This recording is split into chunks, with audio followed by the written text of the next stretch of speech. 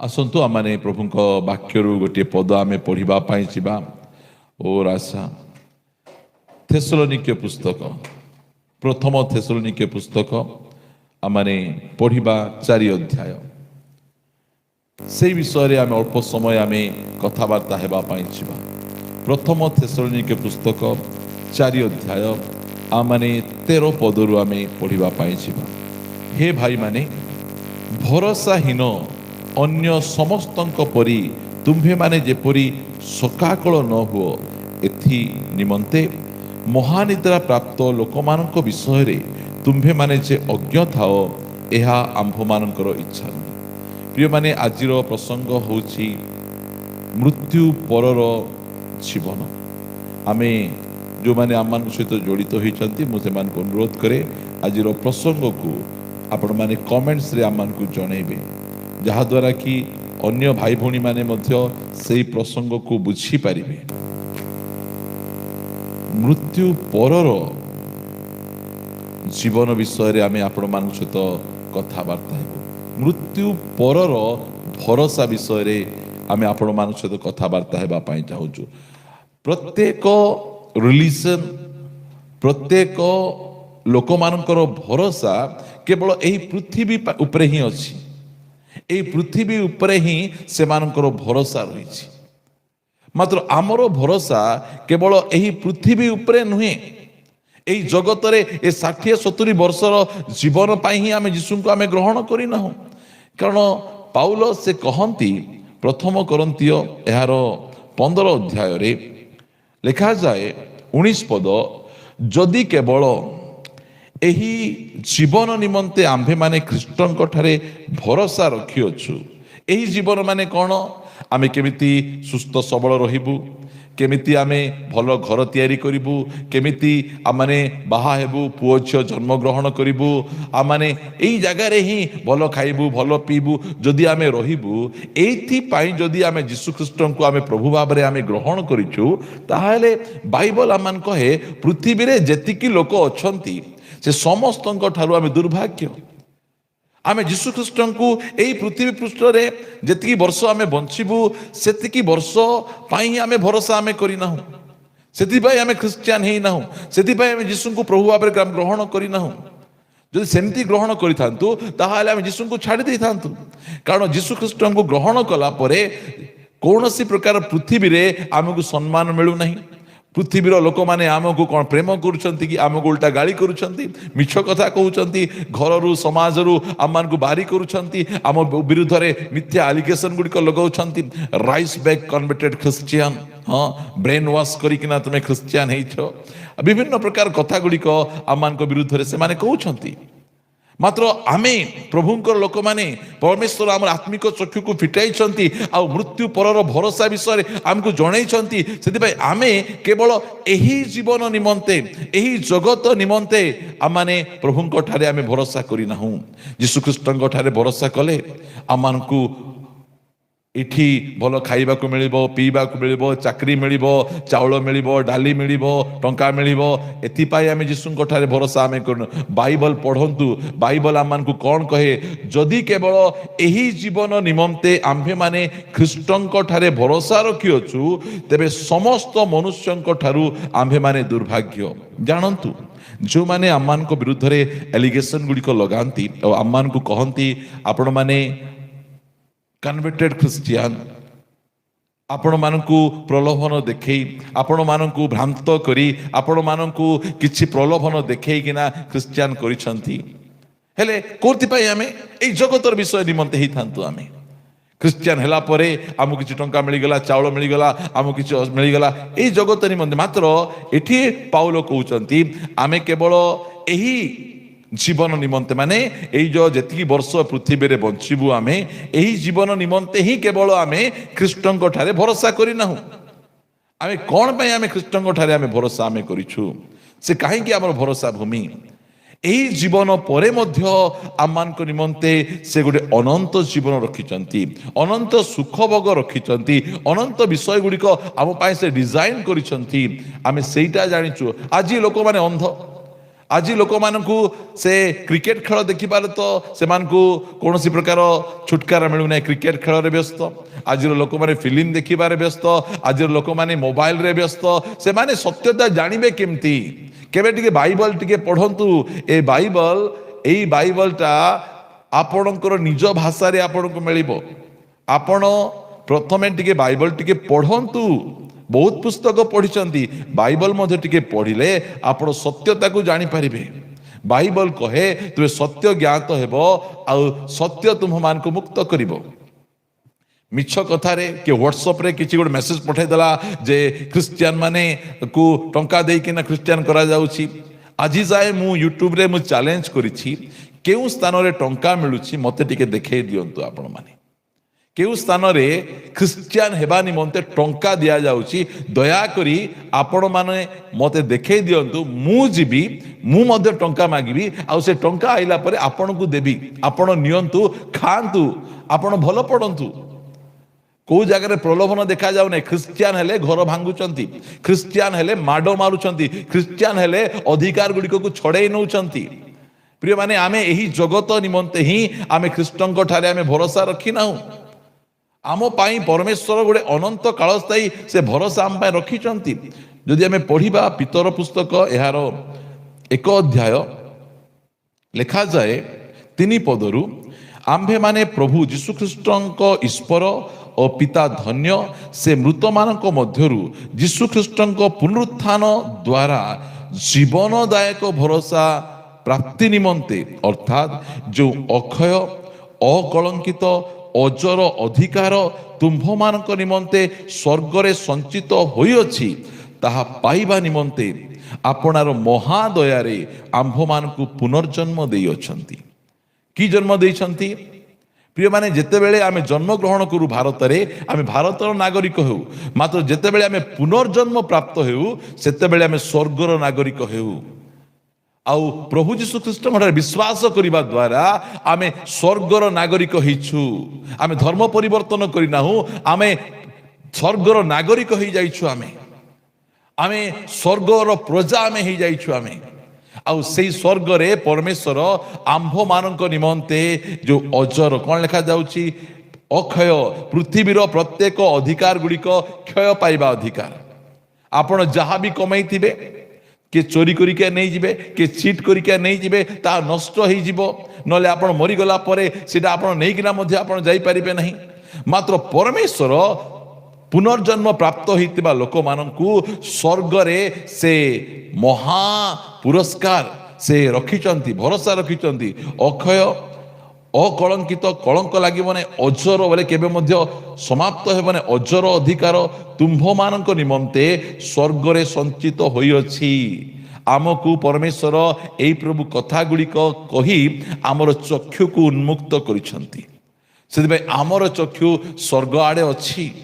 ए पृथ्वी रे आमे जतबे रहुचु आमर ऊर्ध्व दृष्टि आमको करिबा पई प्रभु आमानकु कहिसंती। सेदिबे बाइबल रे आमानकु लिखा जाए यदि आमे पढ़िबा गुटे पद कलस्य पुस्तक 3 अध्याय ए लिखा जाए 3 अध्याय 1 पद तुम्भे माने जेबे ख्रीष्टंक सहित उत्थित होइछ तेबे ईश्वरंक दक्षिण पार्श्व उपविष्ट ख्रीष्टंकर जो वासस्थान ख्रीष्टंकर वासस्थान कोठी कि कहतु। ख्रीष्टंक वासस्थान इज्राएल रे नुहे अमेरिका रे नुहे कि इंग्लैंड रे नुहे कोनसी विदेशर देश रे नुहे ख्रीष्टंकर वासस्थान स्वर्ग रे पिता ईश्वरंकर दक्षिण पार्श्व रे से बसी अछंती। से ऊर्ध्वस्त विषय को तुम कौन कर विषय सब अन्वेषण कर पार्थिव विषय आसक्त न हो ऊर्ध्वस्त विषय रे आसक्त हो प्रभुंकर गौरव हो। यहाँ बाइबल आम मान को शिखाए। बाइबल रो शिक्षा गुड़िक को आपण माने टिके भलो भाव रे टिके शुणंतु। आपण माने जो माने यूट्यूब रे जड़ित हो विभिन्न प्रकार भाव रे निज निज भितर तर्क वितर्क होउछंती एथिपाई मो यूट्यूब चैनल टा खोली नहीं। आपण माने गंडगोल हुअंतु। मोर उद्देश्य काहाकू गाली करिबाटा नुहे काहाकू कमेंट्स करिबाटा नुहे केवल एही बाइबल जो बाइबल मोर जीवन को परिवर्तन करिछि जो प्रभु जीशु ख्रीष्ट मोर जीवन को परिवर्तन करिसंती सही प्रभु जीशु ख्रीष्ट को प्रचार करिबा ତାଙ୍କୁ ଶିକ୍ଷା ଦେବା, କାହାର ଧର୍ମ ପରିବର୍ତ୍ତନ କରିବା ନୁହେଁ। ଆପଣଙ୍କ ଘରକୁ ମୁଁ ଆସୁନାହିଁ, ଆପଣଙ୍କୁ ଜବରଦସ୍ତି କରୁନାହିଁ। ୟୁଟ୍ୟୁବ୍ ଚ୍ୟାନେଲ ଖୋଲିଛି, ଲୋକମାନେ ୟୁଟ୍ୟୁବ୍ ଚ୍ୟାନେଲରେ ଫିଲ୍ମ ଗୀତ ବିଭିନ୍ନ ପ୍ରକାର ଅଶ୍ଳୀଳତା ବିଷୟ ଗୁଡ଼ିକ ଭର୍ତ୍ତି କରି ରଖି ସେମାନଙ୍କ ଚ୍ୟାନେଲ ଦେଖି ଆପଣମାନେ ବାୱା କରୁଛନ୍ତି। ମାତ୍ର ଆଜି ଏହି ଚ୍ୟାନେଲରେ ପ୍ରଭୁ ଆପଣମାନଙ୍କୁ ଆଣିଛନ୍ତି କ'ଣ ପାଇଁ? ଆପଣଙ୍କୁ ଅରିଜିନାଲ କଥା କହିବା ପାଇଁ, ଯେଉଁ କଥା ଆପଣ ଜାଣିବେ। ନହେଲେ ଆଜି ନହେଲେ କାଲି ଏ ଧରାପୃଷ୍ଠ ଛାଡ଼ିକିନା ଯିବେ, କେଉଁଠି ଯିବେ ଆପଣ ସେଇଟା ଜାଣିବାର ଆବଶ୍ୟକ ରହିଅଛି। ତ ସେଇଟା ଆପଣ ଜାଣିନାହାନ୍ତି, ତାହେଲେ ଆପଣ ଏ ପୃଥିବୀରେ ଆସିବାର ଆପଣଙ୍କ ଜୀବନ ବ୍ୟର୍ଥ। ମୁଁ ଜାଣିନଥିଲି এই পৃথিবীর পার্থিব বিষয়ে আসক্ত হই মু কাকুক্তি বায়া বায়া হই বুলুଥିଲି। মু আজি যীশুଙ୍କୁ জানিলি, সত্য পরমেশ্বরଙ୍କ পরিচয় পাইলি, বাইবেল ମୋ ହାତରେ ଅଛି, ସେଇଟାକୁ ନେଇ ଆପଣମାନଙ୍କ ନିକଟରେ ମୁଁ ପ୍ରଚାର କରୁଛି। କାହାକୁ ଗାଳି କରିବାକୁ ଆସିଛି କି? କୌଣସି ଧର୍ମ ବିରୁଦ୍ଧରେ କହୁଛି କି? କୌଣସି ପ୍ରକାର ଦେବୀ ଦେବତାଙ୍କ ନାମ ନେଇ କହୁଛି କି? ନା ସରକାର ବିରୁଦ୍ଧରେ କହୁଛି? ମୁଁ ପ୍ରଭୁ ଯୀଶୁ ଖ୍ରୀଷ୍ଟଙ୍କ ବିଷୟରେ କହୁଛି। ଆପଣଙ୍କୁ କାହିଁକି ଛୁଞ୍ଚି ଫୁଡ଼ି ହେଉଛି? ଆପଣଙ୍କୁ କାହିଁକି ସାପ କାମୁଡୁଛି? ଆପଣ ଟିକେ ଦୟାକରି ଶୁଣନ୍ତୁ। ସମସ୍ତଙ୍କୁ କହିବା ପାଇଁ ଚାହେଁ, ଆପଣମାନେ ଶୁଣନ୍ତୁ। এইটা ଜୀବନ ସମ୍ବନ୍ଧୀୟ କଥା, এইটা ଅନନ୍ତ ଜୀବନର କଥା, এইটা ଆମ ଜୀବନର ଗୁରୁତ୍ୱପୂର୍ଣ୍ଣ କଥା। ଦୟାକରି ଆପଣମାନେ ଧ୍ୟାନ ଦିଅନ୍ତୁ ପ୍ରିୟମାନେ। এইଠି ସ୍ୱର୍ଗର ପରମେଶ୍ୱରଙ୍କ କଥାବାର୍ତ୍ତା ହେଇଛି। ଆପଣଙ୍କର କଥା ଶୁଣିବା ପାଇଁ କେହି ଆସିନାହାନ୍ତି। ଏଠି ମୋର କଥା ମୁଁ କହିବାକୁ ଆସିନାହିଁ। ଆମ ଘରେ ଡାଲି ଖାଇଲି, ତରକାରୀ ଖାଇଲି, ଆମ ଘରେ କେତେଟା ବେଡରୁମ୍ ଅଛି, ମୁଁ କେଉଁ ଗାଡ଼ିରେ ବୁଲୁଛି, ରାତିରେ କେଉଁ ସ୍ୱପ୍ନ ଦେଖି, ସେଇ କଥା ମୁଁ ଏଠି କହିବା ପାଇଁ ଆସିନାହିଁ। ଏହି ସ୍ଥାନରେ ଆମେ ପରମେଶ୍ୱରଙ୍କ ବିଷୟରେ କଥାବାର୍ତ୍ତା ହେଉଛୁ। ଆପଣଙ୍କ ମଧ୍ୟ ମୋବାଇଲ ଅଛି, ଆପଣଙ୍କୁ ମଧ୍ୟ ୟୁଟ୍ୟୁବ୍ ଚ୍ୟାନେଲ ଗୋଟେ ଖୋଲିପାରିବେ। ଆଉ ସେଇ ସ୍ଥାନରେ ଆପଣ ଯାହାକୁ ବିଶ୍ୱାସ କରୁଛନ୍ତି, ଯାହାଙ୍କ ଦ୍ୱାରା ଆପଣଙ୍କ ଜୀବନ ବଦଳିଲା, ଯେ ଆପଣଙ୍କୁ ଅନନ୍ତ ଜୀବନ ଦେଇପାରିବେ, ପାପ କ୍ଷମା କରିପାରିବେ, ଯାହାଙ୍କ ଦ୍ୱାରା ଆପଣ ଆଶୀର୍ବାଦ ପାଇଛନ୍ତି, ତାଙ୍କ ବିଷୟରେ ପ୍ରଚାର କରନ୍ତୁ। ଆମେ ଆସି ଗାଳି କରିବୁ କି? ଆମକୁ ଆପଣଙ୍କୁ ଭାଷା କାଢ଼ିବୁ କି? ନାଇଁ। ତ କାହିଁକି ଏସବୁ ଯାକ ହେଉଛନ୍ତି? କ'ଣ ଧର୍ମ ଆମକୁ ଭାଷା କାଢ଼ିବାକୁ ଶିଖାଉଛି କି? ମନମହିଳା କଥା କହିବାକୁ ଶିଖାଉଛି କି? ଯେଉଁ ଧର୍ମରେ ଆପଣ ଅଛନ୍ତି, ମନମହିଳା କଥା କହୁଛନ୍ତି, ସେ ଧର୍ମ କ'ଣ ଆପଣଙ୍କୁ ସେ ଶିଖାଉଛି କି? କୌଣସି ଧର୍ମ ତାହା ଶିଖେଇବ ନାହିଁ। ହେଲେ କୋଉଠୁ ଆପଣ ଶିଖିଲେ? ଯେଉଁମାନେ ଭାଷା କରୁଛନ୍ତି ସେମାନେ କୌଣସି ଧର୍ମର ଲୋକ ନୁହନ୍ତି ସେମାନେ। କାରଣ ଧର୍ମ କେବେ ହେଲେ କୌଣସି ପ୍ରକାର ଅଶାନ୍ତି, ମନମହିଳା କଥା ଗୁଡ଼ିକ କହିବା ପାଇଁ କେବେ ହେଲେ କହେ ନାହିଁ। ସତ୍ୟତା ପ୍ରକାଶ କରେ, ପ୍ରେମ, ଦୟା, କ୍ଷମା, ଶାନ୍ତି, ଭଦ୍ରାମୀ ଥାଏ। ସେଇଟା ଆମେ ଶିଖିବାର ଅଛି। ଦୟାକରି ଆପଣ ସମସ୍ତଙ୍କୁ କହିବା ପାଇଁ ଚାହେଁ, ଏଠି କାହାକୁ ଗାଳି କରନ୍ତୁ। ଗୋଟେ କୁହନ୍ତୁ, ଗୋଟେ ଭିଡ଼ିଓ କାଢ଼ିକିନା କୁହନ୍ତୁ, ଆପଣ ଏଇ ଭିଡ଼ିଓରେ ଆମକୁ ଗାଳି କରିଛନ୍ତି। କାହିଁକି ଆମେ ଗାଳି କରିବାକୁ ଯିବୁ? ଆମକୁ ଗାଳି କରିବା ପାଇଁ ପ୍ରଭୁ ଆମମାନଙ୍କୁ ଡାକି ନାହାନ୍ତି। ଆମର କାମ ଆପଣମାନଙ୍କୁ ସତ୍ୟତା କହିବୁ। ଆପଣଙ୍କୁ ଇଚ୍ଛା ଲାଗୁଛି ଆପଣ ଶୁଣନ୍ତୁ, ନହେଲେ ଯାଆନ୍ତୁ। ଆପଣଙ୍କୁ ଜବରଦସ୍ତି ଆମେ ଘରକୁ ଆସି ଆସି କବାଟ ଠକ୍ ଠକ୍ ଠକ୍ ଠକ୍ କରି ଆସନ୍ତୁ ଆସନ୍ତୁ ଆସନ୍ତୁ ବୋଲି ଡାକିଛୁ କି ଆମେ? ଆପଣ ନିଜେ ଆସିଛନ୍ତି। ଆପଣ ନିଜେ ଆସିଛନ୍ତି ବୋଲେ ଶୁଣନ୍ତୁ, ଭଲ ଲାଗୁନାହିଁ ବୋଲେ ଛାଡ଼ନ୍ତୁ, ନହେଲେ ନିଜେ ଗୋଟେ ୟୁଟ୍ୟୁବ୍ ଚ୍ୟାନେଲଟା ଖୋଲିକିନା ଆପଣ ପ୍ରଚାର କରନ୍ତୁ। ତା ପଛେ ଆପଣଙ୍କୁ ଆମେ କ'ଣ କହୁଛୁ କି ନାହିଁ, ତାହା ପଛେ ଆପଣମାନେ ଜାଣିବେ। ଆମେ କାହାକୁ କହୁନୁ। ଅନେକ ପ୍ରକାର ଲୋକ ତାଙ୍କ ଧର୍ମକୁ ପ୍ରଚାର କରୁଛନ୍ତି, ଆମେ ଯାଇକିନା ତାଙ୍କୁ କ'ଣ ଗାଳି ଗୁଳଜ କରୁଛୁ କି ଆମେ? ସେଥିପାଇଁ ଆପଣମାନେ ଦୟାକରି ଧ୍ୟାନ ଦେଇ ଶୁଣନ୍ତୁ। ଆପଣମାନେ ଯଦି ଶୁଣିବେ ଆପଣମାନଙ୍କର ଫାଇଦା ହେବ, ସେଇଟା ମୁଁ ଆପଣମାନଙ୍କୁ କହୁଛି। ନା ଏଠି ଆମେ ଟଙ୍କା ମାଗୁଛୁ, ନା ଏଠି ଆମେ ସବସ୍କ୍ରାଇବର କର ବୋଲି କହୁଛୁ, କିଛି ନାହିଁ। ଫ୍ରି ଅଫ୍ କଷ୍ଟ। ପ୍ରଭୁଙ୍କର ଗୌରବ ପ୍ରିୟମାନେ।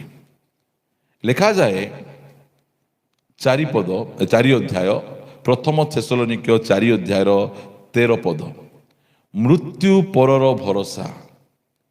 ମୃତ୍ୟୁ ପରର ଭରସା। କାରଣ ଯୀଶୁ ଖ୍ରୀଷ୍ଟ ମୃତ୍ୟୁକୁ ପାର କରିଛନ୍ତି, ମୃତ୍ୟୁକୁ ଜୟ କରିଛନ୍ତି। ଆଉ ସେ ଆମକୁ ମୃତ୍ୟୁ ପରର ଭରସା ସେ ଆମକୁ ଦେଇପାରିବେ। ପ୍ରତ୍ୟେକ ଲୋକମାନଙ୍କର ଜୀବନ କବରରେ, ସମାଧିରେ, ମଶାଣିରେ ସମାପ୍ତ ହେଇଯାଏ। ମାତ୍ର ଯୀଶୁ ଖ୍ରୀଷ୍ଟଙ୍କର ଜୀବନ କବର, ମଶାଣିରେ ସମାପ୍ତ ହେଲା ନାହିଁ। କବର, ମଶାଣି, ସମାଧିକୁ ପାର କରି ପଳାଇ ଯାଇଛି। ସେଥିପାଇଁ ସେ ହିଁ ଆମକୁ ମୃତ୍ୟୁ ପରର ଭରସା ଦେଇପାରିବେ। ସେ ଆମକୁ କ'ଣ ଭରସା ଦେଉଛନ୍ତି ସେଇଟା ଆମେ ଜାଣିବାର ଅଛି। ଆମେ ସେଇ ଭରସାକୁ ଯେତେବେଳେ ଆମେ ଜାଣିବା, ବୁଝିବା, ଶିଖିବା, ତାହେଲେ ଆମର ଫାଇଦା ହେବ। ସେ ଲେଖାଯାଏ, ହେ ଭାଇମାନେ, ଭରସାହୀନ ଅନ୍ୟ ସମସ୍ତଙ୍କ ପରି ତୁମ୍ଭେମାନେ ଯେପରି ଶୋକାକୁଳ ନ ହୁଅ। ଏଇ ପୃଥିବୀରେ ଦୁଇ ପ୍ରକାର ଦଳର ଲୋକ ଅଛନ୍ତି। ଗୋଟିଏ ଦଳର ଲୋକ ସେମାନେ ଭରସାହୀନ ଅଛନ୍ତି, ଆଉ ଗୋଟିଏ ଦଳ ଭରସା ଯୁକ୍ତ ଲୋକ ଅଛନ୍ତି। ଦେଖନ୍ତୁ, ଲୋକ ଯେତେବେଳେ ଖ୍ରୀଷ୍ଟିଆନ ଭାଇ ଭଉଣୀ ମାନଙ୍କ ମଧ୍ୟରୁ କେହି ମୃତ୍ୟୁବରଣ କରନ୍ତି, ତାହେଲେ ଆମେ କି ପ୍ରକାର ଭାବରେ ତାଙ୍କର ସମାଧି କାର୍ଯ୍ୟକ୍ରମ କରୁ? ଆମେ ସେହି ବ୍ୟକ୍ତିଙ୍କୁ, ଯେଉଁ ବ୍ୟକ୍ତି ମରିଗଲେ ସେହି ବ୍ୟକ୍ତିଙ୍କୁ ଆମେ ଗୋଟେ ପେଢ଼ି ଭିତରେ ଭର୍ତ୍ତି କରୁ, ଆଉ କାନ୍ଧରେ ଆମେ ବହି ଆମେ ଗୀତ ଗାଇ ଗାଇକିନା ଯାଉ। ଗୀତ, ସିଓନ ଦେଶ ହମାରା ହେ ଦେଶ, ରେହତେ ହେ ହମ ପରଦେଶ। ଆମେ ଏଇ ଗୀତ ଆମେ ଗାଉ। ଆମେ କ'ଣ ପାଇଁ ଆମେ ଗାଉ? ଆମେ କାରଣ ଆମେ ଜାଣିଛୁ ଏହି ବ୍ୟକ୍ତି ତାଙ୍କର ଅରିଜିନାଲ ଘରକୁ ପଳେଇଲେ। ଆମେ ସେଇ ସ୍ଥାନରେ ଆମେ କାନ୍ଦୁ, ମାତ୍ର କ'ଣ ଭରସାହୀନର କାନ୍ଦ ନୁହଁ। ଆମେ କାନ୍ଦୁ କ'ଣ, ସେ ଭାଇ ଆଗରେ ପଳେଇଲେ, ତାଙ୍କ ଘରକୁ ପଳେଇଲେ, ତାଙ୍କ ସହିତ ଏବେ ସାକ୍ଷାତ ଏବେ କରିପାରିବା ନାହିଁ। ମାତ୍ର ଏମିତି ଗୋଟେ ସମୟ ଆସିବ ତାଙ୍କ ସହିତ ପୁନର୍ବାର ଭେଟିବା, ତାଙ୍କ ସହିତ ପୁନର୍ବାର ସାକ୍ଷାତ କରିବା, ତାଙ୍କ ସହିତ ମିଶି ପାରିବା। ଆମର ଗୋଟେ ଭରସା ଅଛି। ଯେତେବେଳେ ଆମ ଘରର କୌଣସି ପୁଅ ଝିଅ ଯେତେବେଳେ ପାଠ ପଢ଼ିବା ପାଇଁ ଆମେ ତାଙ୍କୁ କୌଣସି ଗୋଟେ ଦୂର ସ୍ଥାନକୁ ପଠାଉ, ଆମର ଆଖିରେ ଲୁହ ପଳାଇ ଆସେ। ଲୁହ ପଳାଇ ଆସେ। କାହିଁକି ଲୁହ ପଳାଇ ଆସେ? ସେ ମରିଗଲେ କି? ନାଇଁ ନାଇଁ, ସେ ଦୂର ଦେଶକୁ ଯାଇଛନ୍ତି। ଆମେ ତାଙ୍କୁ ପାଖରେ ଦେଖିପାରିବା ନାହିଁ, ତାଙ୍କ ସହିତ ବସିପାରିବା ନାହିଁ, କଥାବାର୍ତ୍ତା ହେଇପାରିବା ନାହିଁ। ମାତ୍ର କିଛି ଦିନ ଗଲା ପରେ ଆମେ ତାଙ୍କ ସହିତ ପୁନର୍ବାର ଭେଟି ପାରିବା। ସେଇ ସ୍ଥାନକୁ ଯିବେ, ପାଠ ପଢ଼ିବେ, ତାପରେ ଗୋଟେ ଜବ୍ କରି ଆମ ନିକଟକୁ ଫେରି ଆସିବେ। ଏଇଟା ଆମର ଭରସା ଅଛି। ଆମ ଖ୍ରୀଷ୍ଟିଆନ ମାନଙ୍କ ଭରସା, ବାଇବଲ ଆମମାନଙ୍କୁ ଯୋଉ ଭରସା ଦେଇଛି, ସେ ଭରସା କିଏ? ସେ ଭରସା କ'ଣ ଅଟେ? ପ୍ରିୟମାନେ, କବର ଆମର ସମାପ୍ତି ନୁହେଁ। ମରିଗଲେ ସରିଗଲା ନୁହେଁ। ମରିଗଲା ପରେ ଦି ଏଣ୍ଡ ନାହିଁ। ମଲା ପରେ ମଧ୍ୟ ପରମେଶ୍ୱର ଆମକୁ ଯୋଉ ଭରସା ଦେଇଛନ୍ତି, ସେଥିପାଇଁ କେବଳ ଏହି ଜୀବନ ନିମନ୍ତେ, ଏହି 60-70 ବର୍ଷର ଜୀବନ ନିମନ୍ତେ ଆମେ ଖ୍ରୀଷ୍ଟଙ୍କ ଠାରେ ଭରସା ଆମେ କରିନାହୁଁ। କେମିତି ଆମେ ଭଲରେ ରହିବୁ, କେମିତି ଆମେ ଖୁସିରେ ରହିବୁ, କେମିତି ଆମେ ଆନନ୍ଦ ଖୁସି ପ୍ରଭୁ ଦଉଛନ୍ତି, ସୁସ୍ଥତା ଦଉଛନ୍ତି, ଆବଶ୍ୟକ ଗୁଡ଼ିକ ଦଉଛନ୍ତି। ମାତ୍ର ଏଥିପାଇଁ ଏକା ନାହିଁ। ପ୍ରଭୁଙ୍କ ପାଖକୁ ଗଲେ ଗୋଟେ ଚାକିରି ମିଳିଯିବ, ପ୍ରଭୁଙ୍କ ପାଖକୁ ଗଲେ ଛୁଆ ନଉଥିଲେ ଛୁଆ ମିଳିଯିବ, ପ୍ରଭୁଙ୍କ ପାଖକୁ ଗଲେ ଗୋଟେ ବର ମିଳିଯିବ, ଏଥିପାଇଁ କନ୍ୟା ମିଳିଯିବ, ଏଥିପାଇଁ ଆମେ ଯୀଶୁଙ୍କ ପାଖକୁ ଆମେ ଆସିନାହୁଁ। ମାତ୍ର ସେ ଯୋଉ ଅନନ୍ତ ଜୀବନ, ମୃତ୍ୟୁ ପରେ ମଧ୍ୟ ଆମକୁ ଯୋଉ ଭରସା ଦେଇଛନ୍ତି, ସେଇ ଭରସା ଆମେ ଜାଣିଛୁ। ସେଥିପାଇଁ ଆମର ଫ୍ୟୁନରାଲ ସର୍ଭିସରେ ଗୀତ ଗାଇ ଆନନ୍ଦରେ ବାଇବଲକୁ ଧରି ବାଇବଲ ପାଠ କରି ଆମେ ସାନ୍ତ୍ୱନା ଦଉ। ଆମମାନଙ୍କର ସଭା ଗୁଡ଼ିକରେ ଶୋକ ସଭା ନଥାଏ, ସାନ୍ତ୍ୱନା ସଭା ଥାଏ। ଆମେ ସାନ୍ତ୍ୱନା ଦେବା ପାଇଁ ଯାଉ। ଭରସାହୀନ ଆମେ ନାହୁଁ। ଦୁଃଖ ଅଛି, ବାପା ଚାଲିଯିବାର ଦୁଃଖ, ମା ଚାଲିଯିବାର ଦୁଃଖ, ଭଉଣୀ ଚାଲିଯିବାର ଦୁଃଖ, ସ୍ୱାମୀ ଚାଲିଯିବାର ଦୁଃଖ, ସ୍ତ୍ରୀ ଚାଲି ଦୁଃଖ ରହିଛି। ମାତ୍ର ଭରସା ମଧ୍ୟ ଅଛି କ'ଣ? ତାଙ୍କୁ ଆଉ ଥରେ ଭେଟିବା, ତାଙ୍କୁ ଆଉ ଥରେ ସାକ୍ଷାତ କରିବା, ତାଙ୍କୁ ଆଉ ଥରେ ମିଶିବାକୁ ଆମେ ଯିବା। ଏଇ ଭରସା ପରମେଶ୍ୱର ଆମମାନଙ୍କୁ ଦେଇଛନ୍ତି। ସେଇ ଭରସା ଆମେ ପାଇଛୁ। ଆମେ ଭରସାହୀନ ଲୋକ ନାହୁଁ। ଆମେ ଭାଙ୍ଗି ପଡ଼ିବା ଲୋକ ନାହୁଁ। ସେଥିପାଇଁ ଲେଖାଯାଏ, ହେ ଭାଇମାନେ, ଭରସାହୀନ ଅନ୍ୟ ସମସ୍ତଙ୍କ ପରି ତୁମ୍ଭେମାନେ ଯେପରି ଶୋକାକୁଳ ନ ହୁଅ। ଆମେ ମଧ୍ୟ କାନ୍ଦୁ, ଆମର ମଧ୍ୟ ଲୁହ ବାହାରେ, ଆମେ ମଧ୍ୟ ଦୁଃଖରେ ଭାଙ୍ଗି ପଡ଼ୁ। ମାତ୍ର ଆମେ ଭରସାହୀନ ଲୋକମାନଙ୍କ ପରି ଶୋକାକୁଳ ନ ହେଉ। ଦେଖନ୍ତୁ, ଲୋକମାନେ ସେମାନେ କ'ଣ କରନ୍ତି? ଗାଡ଼ିରୁ ଡେଇଁ ପଡ଼ନ୍ତି, ପାଲ୍ଟି ମାରନ୍ତି, ନିଜର ଦାଢ଼ି ଏସବୁ ଯାକ କରି ଖଣ୍ଡିଆ ଖାବରା ହେଇ ଖାଆନ୍ତି ନାହିଁ, ପିଅନ୍ତି ନାହିଁ। ସେ ଚାଲିଗଲା, ମୁଁ କେମିତି ବଞ୍ଚିବି ବୋଲିକିନା ଏଇ ପ୍ରକାର ଭରସା ନା ରୁହନ୍ତି ନାହିଁ। କାରଣ ପରମେଶ୍ୱର ଆମକୁ ଭରସା ଦେଇଛନ୍ତି। କ'ଣ ଭରସା? ସେ କହୁଛନ୍ତି, ଏଥି ନିମନ୍ତେ ମହାନିଦ୍ରା ପ୍ରାପ୍ତ ଲୋକମାନଙ୍କ ବିଷୟରେ ଆମ୍ଭେମାନେ ଯେପରି ଅଜ୍ଞ ଥାଉ, ଏହା ଆମ୍ଭମାନଙ୍କର ଇଚ୍ଛା ନୁହେଁ। ବାଇବଲ ମୃତ୍ୟୁକୁ ନିଦ୍ରା ବୋଲି କହେ। ମୃତ୍ୟୁକୁ ମରଣ ବୋଲି ବାଇବଲ କହେ ନାହିଁ, ମହାନିଦ୍ରା। ଜଣେ ଲୋକ ଯଦି ଘରେ ଶୋଇଛନ୍ତି, ଆମେ କାନ୍ଦିବୁ କି? ଆମେ ଦୁଃଖ କରିବୁ କି? ଶୋଇଛନ୍ତି ବୋଲେ ଉଠିବୁ। ବାଇବଲ ଆମକୁ ସେଟା ଶିଖାଏ, ଯେ ଶୋଇଛନ୍ତି ସେ ନିହାତି ସେ ଉଠିବେ।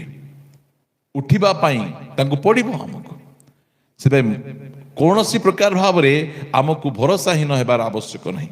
ଆମେ ଜାଣିଛୁ, ଅନ୍ୟ ଲୋକମାନେ ଜାଣନ୍ତି କି ନାହିଁ ମୋତେ ଜଣା ନାହିଁ, ମାତ୍ର ଆମେ ଖ୍ରୀଷ୍ଟିଆନ ଭାଇ ଭଉଣୀମାନେ ଆମେ ଏଇଟା ଭଲ ଭାବରେ ଜାଣିଛୁ ଯେ ମୃତ୍ୟୁ ପରର ଭରସା କ'ଣ? ସେ କହୁଛନ୍ତି 14 ପଦରେ, କାରଣ ଯଦି ଆମ୍ଭେମାନେ ବିଶ୍ୱାସ କରୁ ଯେ ଯୀଶୁ ମରି ପୁନର୍ବାର ଉଠି ଅଛନ୍ତି। ଆପଣ କମେଣ୍ଟରେ ଲେଖିପାରିବେ ଯୀଶୁ ମରି ପୁନର୍ବାର ଉଠିଛନ୍ତି, ଏହା ମୁଁ ବିଶ୍ୱାସ କରୁଛି, ମୁଁ ପୁନରୁତ୍ଥାନରେ ବିଶ୍ୱାସ କରୁଛି। ଯୀଶୁ ଖ୍ରୀଷ୍ଟ ସେ କ୍ରୁଶ ଉପରେ ମୃତ୍ୟୁବରଣ କଲେ, ଏହାପରେ 3 ଦିନ କବରରେ ରହିଲେ, କବରରେ ରହିଲା ପରେ ତୃତୀୟ ଦିନରେ ସେ ପୁନରୁତ୍ଥିତ ହେଲେ। ପୁନରୁତ୍ଥିତ ହେଲା ପରେ ଶିଷ୍ୟମାନଙ୍କୁ ଦେଖାଦେଲେ, ପୁନରୁତ୍ଥିତ ହେଲା ପରେ 500 ଲୋକଙ୍କୁ ଦେଖାଦେଲେ, ପୁନରୁତ୍ଥିତ ହେଲା ପରେ ଶିଷ୍ୟମାନଙ୍କ ସାକ୍ଷାତରେ ସେ ଜୀବିତ ଅବସ୍ଥାରେ ସ୍ୱର୍ଗକୁ ସେ ନୀତ ହେଲେ। ପ୍ରିୟମାନେ, ଏହା ଆମେ ବିଶ୍ୱାସ କରୁଛୁ, କାରଣ ଆମର ପ୍ରଭୁ ଯୀଶୁ ଖ୍ରୀଷ୍ଟଙ୍କର କବର ଆଜି ଯାଏଁ ଖାଲି ଅଛି। ଏଇଟା ଆମ ପାଇଁ ବଡ଼ ସତ୍ୟତା, ତାଙ୍କ ପୁନରୁତ୍ଥାନର ସତ୍ୟତା। ପ୍ରଭୁ ଯୀଶୁ ଖ୍ରୀଷ୍ଟ ମୃତ୍ୟୁ ଭୋଗ କଲା ପରେ ସେ ପୁନରୁତ୍ଥିତ ହେଲେ, ଏହା ଆମେ ବିଶ୍ୱାସ କରୁଛୁ। ଆମେ ଯେଉଁ ପରମେଶ୍ୱରଙ୍କୁ ବିଶ୍ୱାସ କରୁଛୁ, ସେ ମରିଗଲା ପରେ ରହିଗଲେ ନାହିଁ, ସରିଗଲେ ନାହିଁ, ସେ ପୁନର୍ବାର କବରରୁ ସେ ଉଠିଲେ। ତାଙ୍କର କବର ଖାଲି ଅଛି। ଆପଣ ଗୁଗଲ କରି ମଧ୍ୟ ତାହା ଦେଖିପାରିବେ। କାହାର କବର ଖାଲି ନାହିଁ। ଯୀଶୁ ଖ୍ରୀଷ୍ଟଙ୍କୁ ଯେଉଁ କବର ରଖାଯାଇଥିଲା, ସେ କବରରେ ଶିଷ୍ୟମାନେ ଯାଇକିନା ଦେଖିଲେ, ଦେଖ, ଦୂତମାନେ ଦେଖେଇଲେ, ଦେଖ ଏଇ ଯେଉଁ କବରରେ ତାଙ୍କୁ ଶୁଆଇଥିଲ, ସେ ଏବେ ଏଇଠି ନାହାନ୍ତି। ତୁମେ କାହିଁକି ଜୀବିତ ଲୋକଙ୍କୁ ମୃତମାନଙ୍କ ମଧ୍ୟରେ ତୁମେ ଖୋଜୁଛ?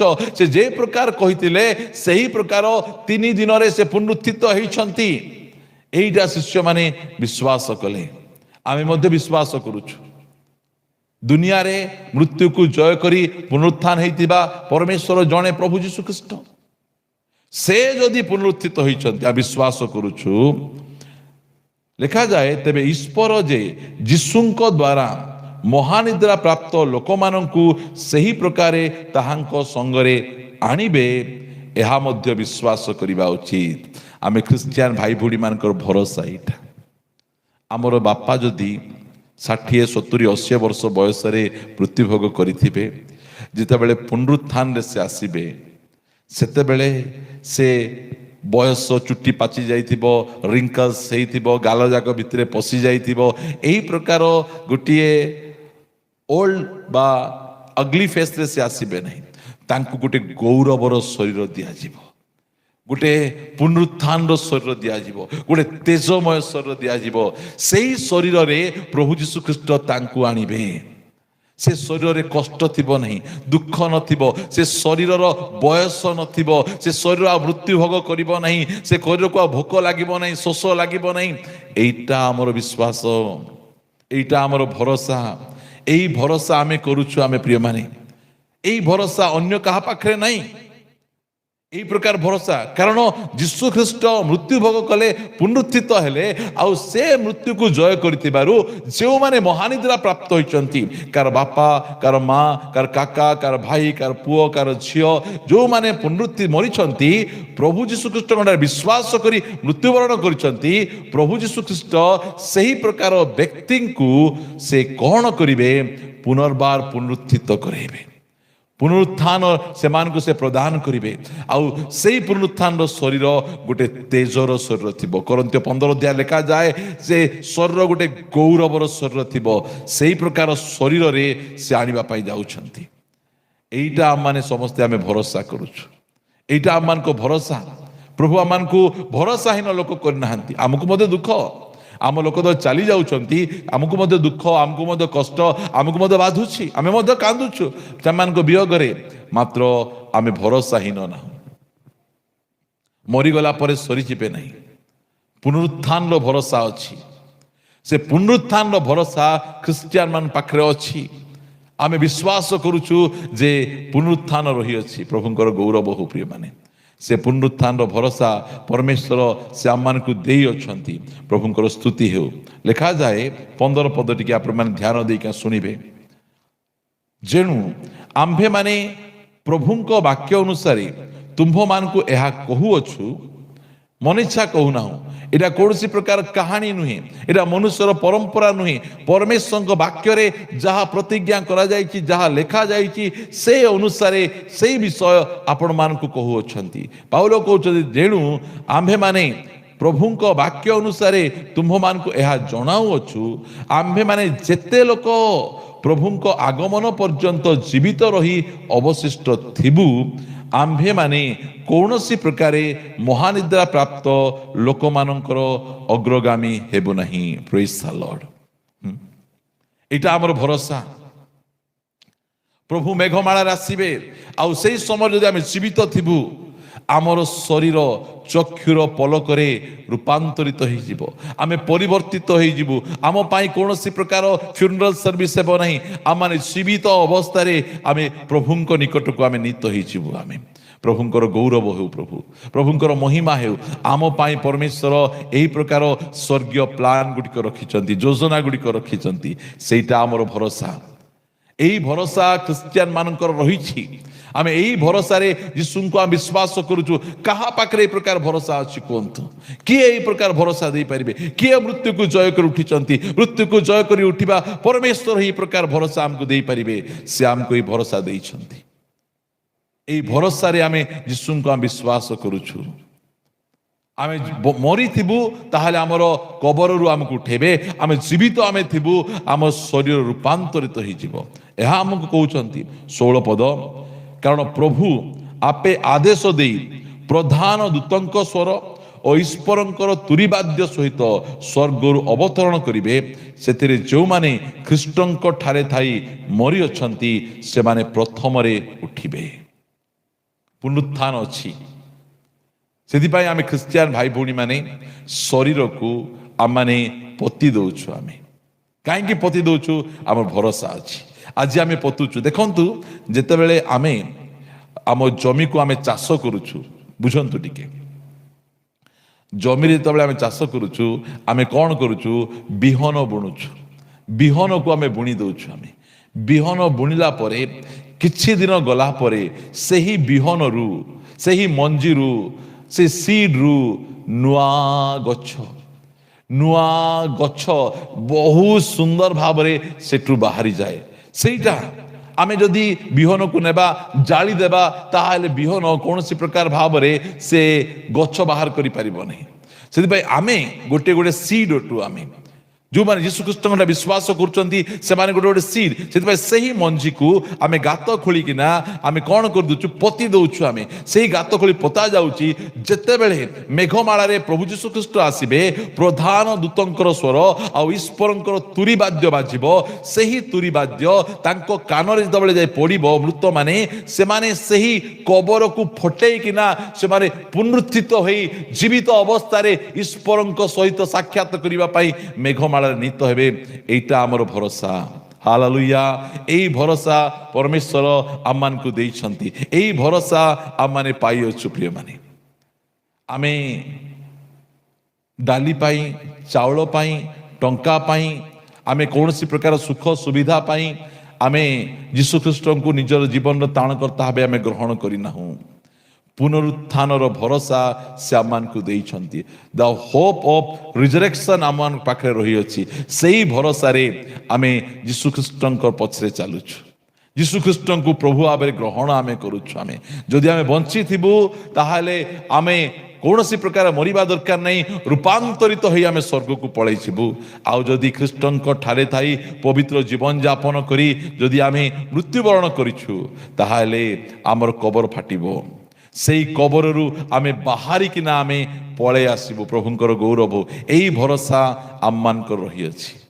ଏହି ଭରସା ପ୍ରଭୁ ଆମମାନଙ୍କୁ ଦେଇଛନ୍ତି। ସେଥିପାଇଁ ଆମମାନେ ଭରସାହୀନ ଲୋକ ନାହୁଁ। ମୃତ୍ୟୁ ପରର ଭରସା। ମୃତ୍ୟୁ ପରେ ସବୁ ସରିଗଲା ନାହିଁ। ମୁଁ କିଛି ବିଷୟ ଆପଣମାନଙ୍କୁ କହିବା ପାଇଁ ଚାହେଁ। ଯେତେବେଳେ ପଢ଼ିବା ଆମେ ଗୋଟେ ପଦ, ମୋ ସହିତ ଆପଣମାନେ ଲୁକ 16 ଅଧ୍ୟାୟକୁ ଆସିବେ। ସେହି ସ୍ଥାନରେ ଯେଉଁ ପ୍ରକାର ଭରସା ଲେଖାଯାଏ, 2 ଜଣ ବ୍ୟକ୍ତି ଥିଲେ। ଜଣେ ବ୍ୟକ୍ତିଙ୍କ ନାଁ ଲାଜାର ବୋଲି ଦିଆଯାଇଛି, ଧନୀ ବ୍ୟକ୍ତିଙ୍କର ନାଁ ଦିଆଯାଇ ନାହିଁ। ଗୋଟେ ଧନୀ ବ୍ୟକ୍ତି, ସେ ବହୁତ ଆଡ଼ମ୍ବରରେ, ମେଢ଼ ଘରେ, ପଲଙ୍କରେ, କାରରେ ସେ ଆରାମସେ ସେ ବୁଲୁଥିଲା, ରହୁଥିଲା। ଆଉ ତାଙ୍କର ଫାଟକ ପାଖରେ ଜଣେ ବ୍ୟକ୍ତି ଥିଲେ, ତାଙ୍କ ନାଁ ହେଲା ଲାଜାର ଭିକାରୀ। देह सारा घा भर्ती सांगसाथी थे कुकुर कुकुर माने घा चाटुले आउर किचेन थिला डस्टबिन सेठू काढ़ी से खाऊले कि अवस्था देखंतु एई प्रकार अवस्था जड़े व्यक्ति थिले मात्र समय आसिला प्रथमे भिकारी व्यक्ति मरीगले जितेबाला भिकारी व्यक्ति मरी जाइछन्ति लिखागला 22 पदरे कालक्रमे से ही भिकारीटी मरीगला किए मरीगला भिकारी मरीगला रोगरे मरीगला पापरे मरी नहीं एटा मु कहबा पाई चाहे कैंसर रे मरंतु ट्यूमर रे मरंतु आपणकर अन्य कौन सी एक्सीडेंट रे मरंतु आपण को पाई आशा अच्छी होप अच्छी जदि आपण पाप रे जीवन यापन करी मद पी जुआ खेली बेभिचार करी चोरी काम करी लांच नहीं छतरा भाषा गुड़िक कही आपण कदर्य जीवन यापन करी पाप रे फिल्म देखी फिल्म गीत गाई पान पुड़िया सिगरेट खैनी खाई जदि आपण मरुछंती आपण को अवस्था कौन है समस्ते मरिबे कहीं मध्य अमर फल आमे खाई ना समस्ते आमे मरिबा मात्र आमे केमती मरिबा आमे मरिबाटा रही समस्ते मरिबे मात्र मरिबा पाई के प्रस्तुत नहांती मात्र आमे प्रस्तुत होइछु बोली आज मन परिवर्तन करी यीशु को आमे ग्रहण करिछु एई जगत ही सब किछि नुहे एई जगत परे परमेश्वर आमान को निमंते गोटे अनंत कालस्थायी बासगृह आमान पाए रखिचंती अनंत भविष्यत आमान को रखिचंती अनंत काल आमान पाए रखिचंती एटा हमर गो ट्रेनिंग पीरियड एई स्थान रे आमे जो प्रकार जीवन यापन करूछु प्रभु को विश्वास करी यीशु को विश्वास करी तापरे हमर भविष्यत निर्धारित हेबो एई व्यक्ति को पाखरे कौन सी सुविधा नहीं ना खाइबार ना पीबार ना रहिबार किसी सुविधा नहीं प्रिय माने एई व्यक्ति यीशु को ग्रहण करिछि भाभी देखंतु यीशु को ग्रहण करथिया व्यक्ति जन भिखारी अछंती तांको गा सारा रोगरे परिपूर्ण दरिद्र अवस्था अछंती आगु के डाली देला के चावल देला के फुसरेला नहीं किछि नहीं यीशु को ग्रहण करबा छाड़ दिछंती लोक माने एमिति अवस्था तांकर एई प्रकार अवस्था रे से जीवन यापन करूछंती मात्र मरी गले जेतेबेले से मरी जाउछंती लिखा गला दूत मानक द्वारा अब्राहम कल को नियागला एटा मने रखंतु एटा हमर भरोसा जो समय रे आमे मरुछु दूत माने आसी जोगी थाउछंती दूत माने आसी तांको पाए अपेक्षा करूछंती दूत माने गौरवर सहित सम्मान सहित सही भिकारी लाजारंकर से आत्मा को धरिकिना नहीं किना जाउछंती एटा हमरो भरोसा कोनसी शत्रु शैतान आमको नेबा पाई आसु नहीं धरी तांकु नहीं कोठी को जाउछंती अब्राहम कर कळ को प्रभुंकर गौरव प्रिय माने परमेश्वर यही सब विषय गुड़िक आम को लेखिकिना देइछंती एटा होछि आम को भरोसा आमे यही सब भरोसा रे आमे जीवन यापन आमे करूछु एही भरोसा प्रभु आम को देइछंती आज जदि प्रभु को ठारे थाई आपण जो समय मृत्युवरण करिवे दूत मानक द्वारा कि गौरव एथिपाई बाइबल कहे जे सदा प्रभु को दृष्टि रे धार्मिक मानक मरण बहुमूल्य अटे कहतु गीत संहिता 16:15 लिखा गला सदा प्रभु को दृष्टि रे धार्मिक मानकर मरण बहुमूल्य अटे मरण मध्य बहुमूल्य अटे कहीं जो समय रे मृत्युवरण करुचंती सेही समय रे दूत माने आसी भिकारी लाजारंकर शरीर को धरी से ऊपर को उठे किना नौछंती ऊपर को उठे किना नहीं जाउछंती एटा आमान को निमंते भरोसा कहतु कि प्रकार आशीर्वाद रही दूत माने जगी थाउछंती नहीं गले अब्राहम कल को तापछे लिखा गला परे से धनी लोक मध्य मरीगला आउ समाधि पाइला आउ से नरक जंत्रणा रे कलबल हैला बुझी पारंतु दुईटा स्थान गोटे हैला सांत्वना पाइबा आराम पाइबा विश्राम पाइबा आउ गोटे हैला नरक जंत्रणा कलबल आमर भरोसा सेटा आम पाई नरक नहीं आम पाई स्वर्ग अच्छी स्वर्गर भरोसा रही सही भरोसा आमे पाइछु आमे ସେଥିପାଇଁ ଆମେ ଯୀଶୁଖ୍ରୀଷ୍ଟଙ୍କୁ ପ୍ରଭୁ ଭାବରେ ଗ୍ରହଣ କରିଛୁ। କବର ଆମର ସମାପ୍ତି ନୁହେଁ। ସେଥିପାଇଁ ଖ୍ରୀଷ୍ଟିଆନ ମାନେ ମରିବା ପାଇଁ ମଧ୍ୟ ଡରନ୍ତି ନାହିଁ। ମଲା ପରେ, ମୃତ୍ୟୁ ପରେ ସେମାନଙ୍କର ଅଶ୍ଳୀ ଜୀବନଟା ଆରମ୍ଭ ହୁଏ। ସେମାନଙ୍କ ବ୍ଲେସିଂ ଗୁଡ଼ିକ ଖ୍ରୀଷ୍ଟିଆନ ଜୀବନରେ 90ରୁ ଅଧିକ ଆଶୀର୍ବାଦ ଗୁଡ଼ିକ ମୃତ୍ୟୁ ପରେ ପରମେଶ୍ୱର ଆମମାନଙ୍କ ପାଇଁ ସଞ୍ଚୟ କରି ରଖିଛନ୍ତି। ଆମ ପାଇଁ ସେ ସବୁ ପ୍ରିପେୟାର କରି ରଖିଛନ୍ତି ପ୍ରିୟମାନେ। ସେଥିପାଇଁ ମୃତ୍ୟୁ ପରର ଭରସା।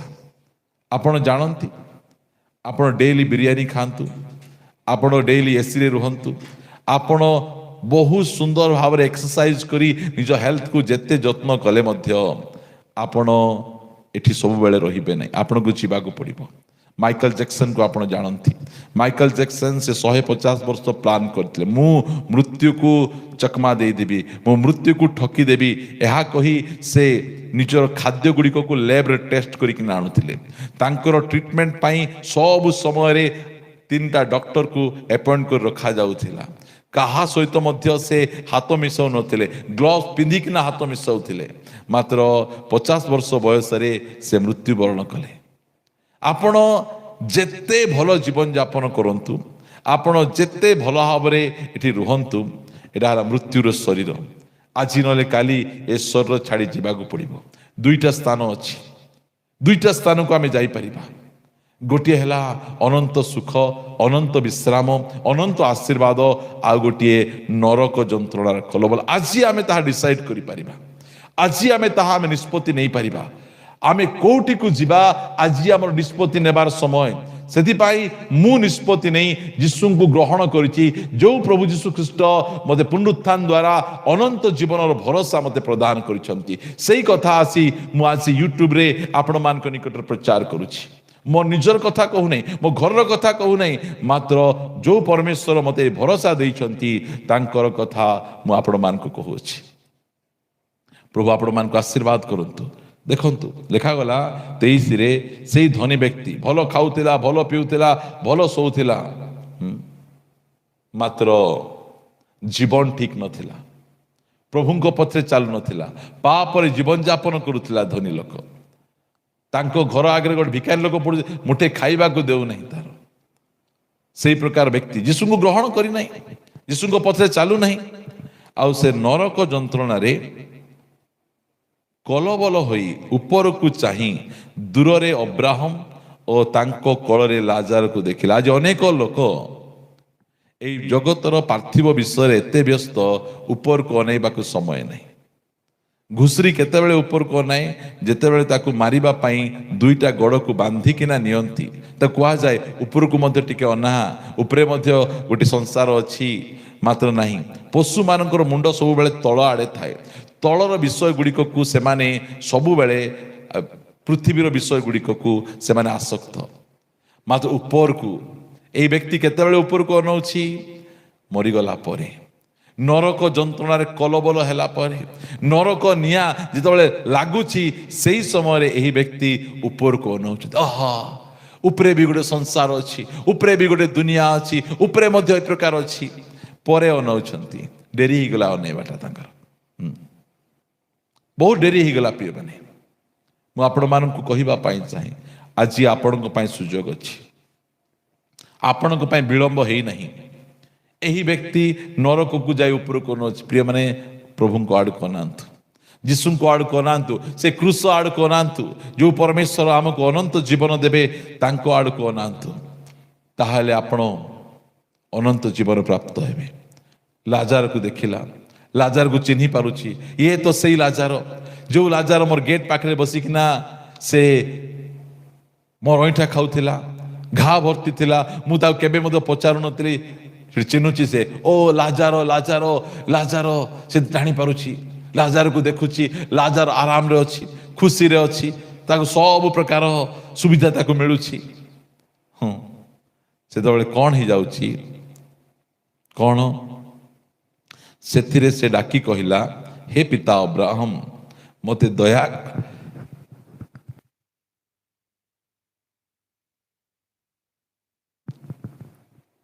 ସେ ଡାକି କହିଲା, ହେ ପିତା ଅବ୍ରାହମ, ମୋତେ ଦୟାକର ଲାଜାରକୁ ପଠେଇ ଦିଅନ୍ତୁ। ଦେଖନ୍ତୁ, ସେଠି ମଧ୍ୟ ଯାଇକିନା ଲାଜାରଙ୍କୁ ଟିକେ ପଠେଇ ଦିଅନ୍ତୁ, ଯେପରି ସେ ପାଣିରେ, କୋଉଠି ପାଣିରେ ଆପଣାର ଅଙ୍ଗୁଳିର ଟିପ ବୁଡ଼େଇ ମୋର ଜିଭକୁ ଥଣ୍ଡା କରେ, କାରଣ ମୁଁ ଏହି ନିଆଁରେ କଲବଲ ହେଉଛି। ପ୍ରିୟ ପ୍ରଭୁଙ୍କ ଲୋକମାନେ, କି ପ୍ରକାର ଯନ୍ତ୍ରଣା! ଟୋପାଟି ପାଣି ନାହିଁ, ଜିଭଟା ପୋଡୁଛି। ଯେଉଁ ଜିଭରେ ମଦ ପିଉଥିଲା, ଯେଉଁ ଜିଭରେ ପୁଡ଼ିଆ ଖାଉଥିଲା, ଯେଉଁ ଜିଭରେ ଖରାପ କଥା କହୁଥିଲା, ଆକୁ ଗାଳି କରୁଥିଲା, ଫିଲ୍ମ ଗୀତ ଗୁଡ଼ିକ ଗାଉଥିଲା, ବିଭିନ୍ନ ପ୍ରକାର ଅଶ୍ଳୀଳ କଥା ଗୁଡ଼ିକ କହୁଥିଲା, ଭାବୁଥିଲା ମୋର ପାର୍ଟି ଅଛି, ମୋର ପାର୍ଟିରେ ମୁଁ ଯାହାକୁ ଗାଳି କରିପାରିବି, ଯାହାକୁ ଯୋଉଟା କଲା କରିପାରିବି, ମୁଁ ବଡ଼ ଲୋକ। ଯେତେବେଳେ ପ୍ରାଣବାୟୁ ଚାଲିଗଲା, ଟୋପାଟି ପାଣି ମିଳୁନାହିଁ, ଜିଭଟା ପୁଡୁଛି, ପାଟି ଶୁଖି ଯାଉଛି। ଅବସ୍ଥା ଦେଖ। ଧନୀ ବ୍ୟକ୍ତି ପ୍ରତିଦିନ ଆଡମ୍ବ, ପ୍ରତିଦିନ ନୂଆ ପୋଷାକ, ଭୋଜ, ମାତ୍ର ଏବେ ଅବସ୍ଥା ଟିକେ ଦେଖନ୍ତୁ, କି ପ୍ରକାର ପରିସ୍ଥିତି। ପ୍ରିୟ ପ୍ରଭୁଙ୍କ ଲୋକମାନେ, ବିଳମ୍ବ ଆଜି ମଧ୍ୟ ହେଇନାହିଁ। ମୃତ୍ୟୁ ପରର ଭରସା, ମୃତ୍ୟୁ ପରର ଜୀବନ ଯୀଶୁଙ୍କ ଛଡ଼ା କିଏ କହିପାରିବେ ନାହିଁ। କାହିଁକି? ଯୀଶୁ ମୃତ୍ୟୁକୁ ଜୟ କରି ସେ ଉଠିଛନ୍ତି। ମୃତ୍ୟୁ ପରର ଜୀବନ କ'ଣ ତାଙ୍କୁ ଜଣା। କେବଳ ଏହି ଜୀବନରେ କେମିତି ଭଲରେ ବଞ୍ଚିବା, ଭଲରେ ଖାଇବା, ଭଲରେ ରହିବା, ଗାଡ଼ି ଘୋଡ଼ା ଓ ସୁନା ଗାଡ଼ି ସବୁ ଯାକରେ ଆମମାନଙ୍କୁ ଭରସା ନାହିଁ। କେବଳ ଏହା ପରେ ମଧ୍ୟ ଯେଉଁ ଜୀବନ ରହିଛି ଉଲ୍ଟି ଗଲା। ଆଗରେ ଯେ ଧନୀ ଥିଲା, ଏବେ ସେ କ'ଣ ହେଇଛି? ସେ କଷ୍ଟ ପାଉଛି, ଯନ୍ତ୍ରଣା ପାଉଛି।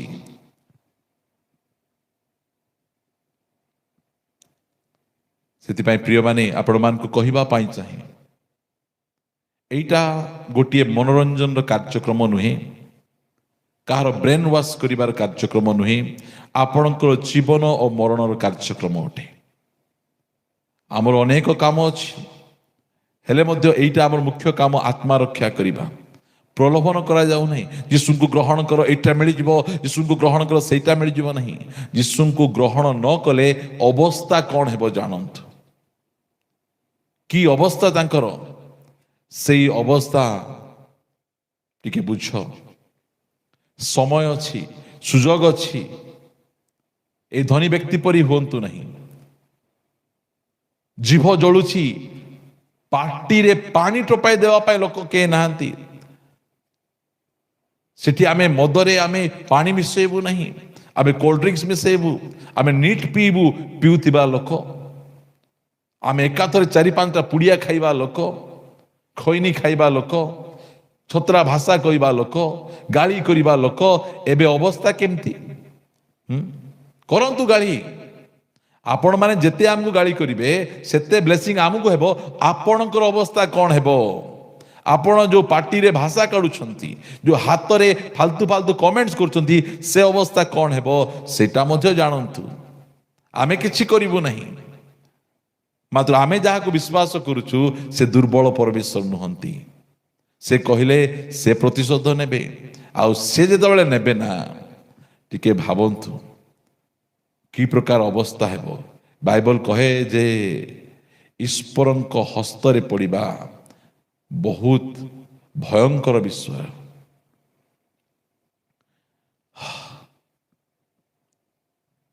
ପ୍ରିୟ ପ୍ରଭୁଙ୍କ ଲୋକମାନେ, ଏଠି କ'ଣ କୁହାଯାଉଛି? ମୃତ୍ୟୁ ପରର ଜୀବନ ବିଷୟରେ ମୁଁ ଆପଣମାନଙ୍କୁ ଭରସା ବିଷୟରେ କହୁଛି। ଲାଜାର କ'ଣ ହେଉଛି? 25 ପଦ, କିନ୍ତୁ ଅବ୍ରାହମ କହିଲେ, ପୁଅରେ, ତୁ ଯେ ବଞ୍ଚିଥିବା ସମୟରେ ତୋର ଭଲ ବିଷୟ ସବୁ ପାଇଲୁ, ଆଉ ଲାଜାର ସେହିପରି ମନ୍ଦ ବିଷୟ ସବୁ ପାଇଲା। ଆଜି ବଞ୍ଚିଥିବା ସମୟରେ ଆମର ଭଲ ବିଷୟ ଆମକୁ ପ୍ରଭୁଙ୍କ ଠାରୁ ଦୂରକୁ ନ ନେଉ। ଆମର ଭଲ ବିଷୟ ଗୁଡ଼ିକ ଆମର ପରମେଶ୍ୱରଙ୍କ ଠାରୁ ଆମକୁ ଅଲଗା ନ କରିଦେଉ। ସେହି ସାନ ପୁଅ ପଇସା ପାଉ ପାଉ, ଟଙ୍କା ପାଉ ପାଉ, ଆଶୀର୍ବାଦ ପାଉ ପାଉ ବାପାଙ୍କୁ ଛାଡ଼ି ଦୂର ଦେଶକୁ ସେ ଚାଲିଗଲା। ବାପାଙ୍କୁ ପିଠି କରିଦେଲା। ଘୁଷୁରି ଖାଇବାଟା ଅଣ୍ଟିଲା ନାହିଁ, ପଳାଇଲା ପୁଣି ଥରେ ବାପାଙ୍କ ପାଖକୁ। ଆଜି ଆପଣ ଏହି ସ୍ଥାନକୁ ଆସିଛନ୍ତି, ଆପଣଙ୍କ ସୃଷ୍ଟିକର୍ତ୍ତାଙ୍କ ପାଖକୁ ଆସନ୍ତୁ। ଆପଣଙ୍କ ତ୍ରାଣକର୍ତ୍ତାଙ୍କ ପାଖକୁ ଆସନ୍ତୁ, ଆପଣଙ୍କର ବିଚାରକର୍ତ୍ତାଙ୍କ ପାଖକୁ ଆସନ୍ତୁ, ଆପଣଙ୍କର ପୁନରୁତ୍ଥାନ କରିଥିବା ପ୍ରଭୁଙ୍କ ପାଖକୁ ଆସନ୍ତୁ। ଏହି ବ୍ୟକ୍ତିଙ୍କୁ କହୁଛନ୍ତି ଭଲ ବିଷୟ ପାଇଲୁ, ମାତ୍ର ଲାଜାର କ'ଣ ପାଇଲା? ମନ୍ଦ ବିଷୟ ପାଇଲା। ମନେକର, କିନ୍ତୁ ଏବେ ସେ ଏହି ସ୍ଥାନରେ ସାନ୍ତ୍ୱନା ପାଉଅଛି, ଆଉ ତୁ କଲବଲ ହେଉଛୁ। କଲବଲ ହେଲା ପରେ ସବୁ ବୁଦ୍ଧି ଆସିବ, ଏବେ କିଛି ବୁଦ୍ଧି ଆସିବ ନାହିଁ। ମୁଁ କହୁଛି ନା, କଲବଲ କରି ମେଡିକାଲରେ 2-3 ଦିନ ରଖିଦେଲା ପରେ, ସାଲାନ 3-4ଟା ଚଳିଲା ପରେ ବୁଦ୍ଧି ଆସିବ। ମୋତେ ଟଙ୍କା ଉପରେ ଭରସା ନାହିଁ, ମୋତେ ଅମୁକ ଉପରେ ଭରସା, ଯେଉଁ ବଡ଼ ବଡ଼ କଥା ଗୁଡ଼ିକ କହୁଛନ୍ତି, ସେଇଟା ସେତେବେଳେ ଆସିବ। ସେତେବେଳେ ଆସିବା ସମୟରେ ଭଲ ଭାବରେ ଜାଣିବେ। ପ୍ରିୟ ପ୍ରଭୁଙ୍କ ଲୋକମାନେ, ପରମେଶ୍ୱର ଆମମାନଙ୍କୁ ଅନୁଗ୍ରହ କରନ୍ତୁ, ଦୟା କରନ୍ତୁ, ଯାହାଦ୍ୱାରା କି ଆମେ ସତ୍ୟତାକୁ ବୁଝିପାରିବା। ପ୍ରଭୁ ଆମମାନଙ୍କ ଚକ୍ଷୁକୁ ଉନ୍ମୁକ୍ତ କରନ୍ତୁ। ସେତେବେଳେ ସେ କହୁଛନ୍ତି, ଏଠି ଲାଜାର ତାର ଘା ନାହିଁ, ତାର କଷ୍ଟ ନାହିଁ, ତାର କିଛି ନାହିଁ, କେବଳ କ'ଣ? ଆଶୀର୍ବାଦ, ଶାନ୍ତି, ଆନନ୍ଦ, ସାନ୍ତ୍ୱନା ସେ ପାଉଛି। ମୃତ୍ୟୁ ପରେ ମଧ୍ୟ ଯେଉଁ ଭରସା ଆମର, ଏଇଟା ଆମର ଭରସା। କବର ଯାଏଁ ଦୁନିଆର ଭରସା, କବରରେ ସରିଗଲା ପରେ ସମସ୍ତଙ୍କ ଭରସା ମରିଗଲା, ସରିଗଲା। ମାତ୍ର ଆମର ପ୍ରଭୁ ଯୀଶୁଖ୍ରୀଷ୍ଟ ମରିଗଲା, ସରିଗଲା ଭରସା ନୁହେଁ। ମୃତ୍ୟୁ ପରେ ମଧ୍ୟ ସେ ଆମମାନଙ୍କ ନିମନ୍ତେ ଯେଉଁ ଭରସା ରଖିଛନ୍ତି, ସେଇ ଭରସା ବିଷୟରେ ଆମେ କଥାବାର୍ତ୍ତା ହେଉଛୁ। ଏଠି ଆମେ ଆମ ପାଇଁ ପ୍ରଭୁ ଏହି ସ୍ୱର୍ଗ ନର୍କର କଥା ଆମ ପାଇଁ ରଖିଛନ୍ତି। କ'ଣ ପାଇଁ? ଆମେ ଯେମିତି ଜାଣିପାରିବା, ଅନ୍ୟମାନେ କହିପାରିବେ ନାହିଁ, କାରଣ ଅନ୍ୟମାନେ ସେ ସ୍ଥାନକୁ ଯାଇନାହାନ୍ତି, ଜାଣିନାହାନ୍ତି। ମାତ୍ର ପ୍ରଭୁ ସ୍ୱର୍ଗରୁ ଆସିଛନ୍ତି, ଆଉ ସେ ନର୍କକୁ ତିଆରି କରୁଛନ୍ତି, ସେ ଏହି ସବୁ ଷ୍ଟୋରି ଗୁଡ଼ିକ ଜାଣିଛନ୍ତି। ଆଜି ମଧ୍ୟ ସେ ନରକର ଲୋକମାନଙ୍କର କଲବଲ ଗୁଡ଼ିକ, କି ପ୍ରକାର କଷ୍ଟ, କି ପ୍ରକାର କଲବଲ, ଦିନକୁ ଦିନ ନର୍କ ବଢ଼ି ବଢ଼ି ବଢ଼ି ବଢ଼ି ବଢ଼ି ଯାଉଛି। ନର୍କ ଆମ ପାଇଁ ତିଆରି କରିନାହାନ୍ତି, ମାତ୍ର ଲୋକମାନେ ଉପରେ ପଡ଼ି ସେ ନର୍କକୁ ଯାଉଛନ୍ତି। ପ୍ରଭୁ ଆମ ପାଇଁ ଅନନ୍ତ ସ୍ୱର୍ଗ ରଖିଛନ୍ତି। ସେଇଟା ଆମେ କହିବା ପାଇଁ ଆମେ ଆସିଛୁ। ଆମେ କାହାର ଧର୍ମକୁ ଗାଳି କରିବା ପାଇଁ, କାହାର ପରମ୍ପରାକୁ ଗାଳି କରିବା ପାଇଁ ନାହିଁ, ଲୋକମାନଙ୍କ ନିକଟରେ ସୁସମାଚାର ପ୍ରଚାର କରିବା ପାଇଁ ଆସିଛୁ ଯେ ତୁମେ ସେହି ନରକକୁ ନ ଯାଅ। ଏ ବ୍ୟକ୍ତି କ'ଣ କହୁଛି? ଯେ କହିଲେ, ତାହା ଛଡ଼ା ତୁମ୍ଭ ଓ ଆମ୍ଭ ମଧ୍ୟରେ ଅତି ବୃହତ୍ ବ୍ୟବଧାନ ଅବସ୍ଥିତ, ଯେପରି ଯେଉଁମାନେ ଏ ସ୍ଥାନରୁ ତୁମ୍ଭମାନଙ୍କ ନିକଟକୁ ଯିବା ପାଇଁ ଇଚ୍ଛା କରନ୍ତି, ସେମାନେ ଯାଇପାରନ୍ତି ନାହିଁ, ପୁଣି ସେ ସ୍ଥାନରୁ କେହି ଆମ୍ଭମାନଙ୍କ ନିକଟକୁ ଆସି ପାର ହୋଇ ଆସିପାରନ୍ତି ନାହିଁ। ଆଉ ସେତେବେଳେ ହେଇପାରିବ ନାହିଁ। ସେଠି ଯାଇ କଲବଲ ହେଇକିନା, ମୁଁ କ୍ଷମା କରିଦିଅ, ଦୟା କରିଦିଅ, ମୋର ଭୁଲ ହେଇଗଲା, ମୁଁ ଯୀଶୁଙ୍କୁ ଅସ୍ୱୀକାର କରିଦେଲେ, ମୋତେ ଗୋଟେ ତ ଚାନ୍ସ ଦିଅ। ଆଉ ସେଠି କୌଣସି ଚାନ୍ସ ନାହିଁ। ଏଠି ଏକା 60 ବର୍ଷ ସୁଯୋଗ, 70 ବର୍ଷ ସୁଯୋଗ, 50 ବର୍ଷ ସୁଯୋଗ, 80 ବର୍ଷ ସୁଯୋଗ, ଆଉ ଏହା ପରେ ସୁଯୋଗ ନାହିଁ। ସୁଯୋଗ ସମାପ୍ତ ହେଇଗଲା। ସେଠି ଯାଇକିନା କହିବେ, ମୋତେ ଟିକେ ଚାନ୍ସ ଦିଅ, ମୁଁ ଜାଣିପାରିଲି ନାହିଁ, ମୋର ଭୁଲ ହେଇଗଲା, ମୋତେ ୟୁଟ୍ୟୁବରେ ଶିକ୍ଷା ଦିଆଯାଉଥିଲା, ମୋତେ ଲୋକମାନେ କହୁଥିଲେ, ମୁଁ ବୁଝିପାରିଲି ନାହିଁ। ସେଠି ଆଉ କିଛି ହେଇପାରିବ ନାହିଁ। ସେଠି ଯେତେ ଛୋଟପଟ ହେଲେ ମଧ୍ୟ କୌଣସି ପ୍ରକାର ବିଷୟ ସେଠି ହେଇପାରିବ ନାହିଁ। ପ୍ରିୟମାନେ, ଆପଣ ବିଶ୍ୱାସ କରନ୍ତୁ ନ କରନ୍ତୁ, ଆମର କାମ ହେଲା ଆପଣଙ୍କୁ କହିବାଟା। ପ୍ରଭୁ ଆପଣମାନଙ୍କୁ ଅନୁଗ୍ରହ କରନ୍ତୁ। 27 ପଦ, ସେଥିରେ ସେ କହିଲା, ହେ ପିତା, ତାହେଲେ ମୁଁ ଆପଣଙ୍କୁ ଅନୁରୋଧ କରୁଅଛି, ତାହାକୁ ମୋର ପିତାଙ୍କ ଗୃହକୁ ପଠାନ୍ତୁ। ମୋ ପାଖକୁ ସିନା ଆସିପାରିବ ନାହିଁ। କିଏ ଆସିପାରିବ ନାହିଁ?